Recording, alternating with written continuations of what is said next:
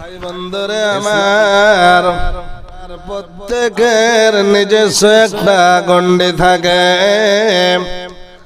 বাঘের গণ্ডি আছে, সিংহের গণ্ডি আছে, হাতির গণ্ডি আছে, ভাল্লুকের গণ্ডি আছে, শিয়াল, কুকুর, ওই পোকা, তোলা পোকা, ছাড় পোকা, প্রত্যেকের নিজস্ব একটা গণ্ডি থাকে। এবং সেই গণ্ডির ভিতরে নিজের কৃতিত্ব প্রকাশ করে থাকে, কর্তৃত্ব চলে সেই গণ্ডির ভিতরে। তার সীমানার বাইরে তার মুদ্রা চলে না। ক্ষমতা প্রদর্শন করে শাসন ইত্যাদিও নিজের পরিমণ্ডলের ভিতরে প্রয়োগ করতে পারে। এমন মানুষের জন্য তুচ্ছারতে বলা হয় কুকুরের ঘেউ ঘেউ নিজের পাড়ায়।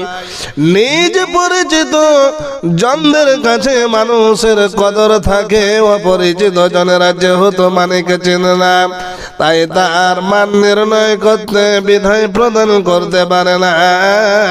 তাই বলা হয় আপন গায়ে কুকুর রাজা, গায়ের যোগী ভিক পায় না এবং গায়ের কোণে পোটা লাগা। আপনার কিনা গায়ের কোণে পোটা লাগা হলেও নিজের দেশের লোক তথা যাদের নিকট পরিচিত আছে এবং যারা গুণের গুণ ও কদর মূল্যায়ন করে, তাদের নিকট তিনি মাননীয় হন। অন্যথা পরের গায়ে বিদেশে বা অপরিচিত স্থানে গুণের গুণ ও কদর প্রকাশ না পাওয়ার কারণে তিনি মান ও গুণহীনই থেকে যান। এই জন্য বলা হয় আপন গায়ে ঠাকুর, পরের গায়ে কুকুর।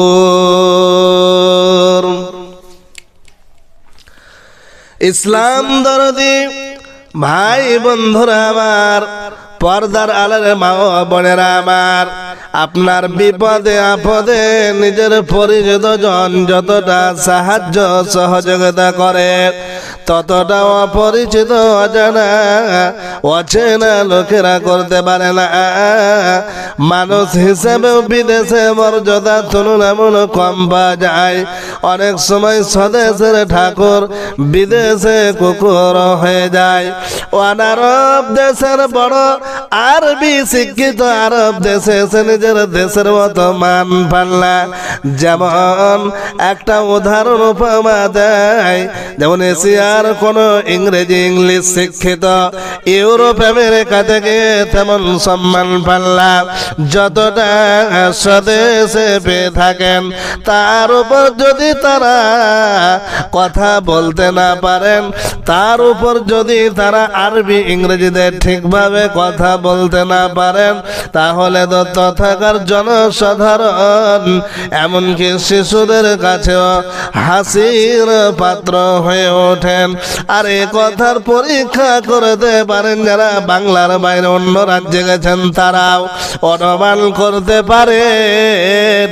যারা ঘর জামাই থাকে অথবা যারা শ্বশুর গ্রামে ঘর বাঁধে বাস করে, তাদের সামাজিক অবস্থা পরিদর্শন করে একজন আরবি সাহিত্যিক, আরবি কবি গরিব মানুষের ব্যাপারে লিখেছেন, ইয়ামশাইল ফাকির ওয়াকুল্লু শাইইন যুদ্দাহু ওয়ান্নাসু তাগলুকু দাওনাহু আবওয়াবাহা ওয়া তারাহু মাবকুজান ওয়া লাইসা বিমুযনাবিন ওয়া ইয়ারাল আদাওয়াতা ওয়া লা ইয়ারা আসবাবাহা হাত্তাল কিলাবা ইযা রাআত যা সারওয়াতিন খাযাআত লাদাইহি ওয়া হাররাকাত আযনাবাহা ওয়া ইযা রাআত ফাকিরান আবিরান নাবহাত আলাইহি ওয়া কাশশারাত আনিয়াবাহা। অর্থাৎ গরিব রাস্তায় চলে, প্রত্যেক বস্তু যেন তার বিপক্ষে।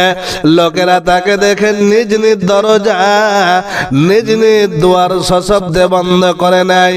লোকেরা তাকে দেখে ঠাট্টা করে, বিদ্রুপ করে, লোকেরা তাকে দেখে ঘৃণা করে, অথচ সে কোনো অপরাধী নয়। সকলকে দেখে তার শত্রু মনে হয়, অথচ শত্রুতার কোনো কারণ নেই।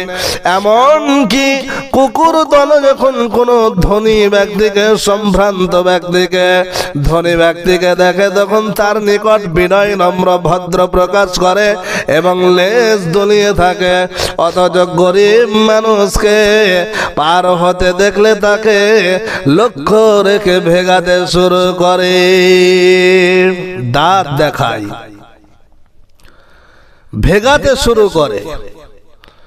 ইসলাম দরদি ভাই বন্ধুরা আমার, কবি উক্ত কবিতা গরিবের ব্যাপারে লিখেছেন, কিন্তু প্রবাসীদের, বিদেশে বিদেশিদের অনেকের অবস্থা এমন হয়, বিশেষ করে যারা পরিশ্রমের কাজ করে এবং ঠিকমতো কথা বলতে বা মুখ চালাতে পারে না, অর্থ উপার্জনের জন্য যারা পরিজন ছেড়ে বিদেশ বাস করে, ছেলে মেয়ে স্ত্রী পুত্র মা বাবা আত্মীয় স্বজন নিয়ে যারা বিদেশ বাস করে, যারা বিদেশ থাকে, তারাই কষ্টটা অনুভব করতে পারে। আপনি বন্ধুরে আমার দেশে থেকে বিদেশের কষ্ট বুঝতে পারবেন না। এই জন্য রিয়াদের একটি বহুতলা বিশিষ্ট ট্যাক্সি স্ট্যান্ডের দেওয়ালে কোনো হাউস ড্রাইভার অথবা সাফাই কর্মী লিখেছে যে এর চাইতে কুকুর ও বিড়ালের জিন্দেগি অনেক ভালো। আল্লাহর নবী মহানবী সাল্লাল্লাহু আলাইহি ওয়াসাল্লাম হাদিসের ভিতরে বলেছেন, আশ-শাফারু কিতাআতু মিনাল আযাবি ইয়ামনাউ আহাদাকুম তুআমাহু ওয়া শারাবাহু ওয়া নাওমাহু ফাইযা ক্বাদা আহাদুকুম নাহমাতু মিন সাফারিন ফালইউআজিল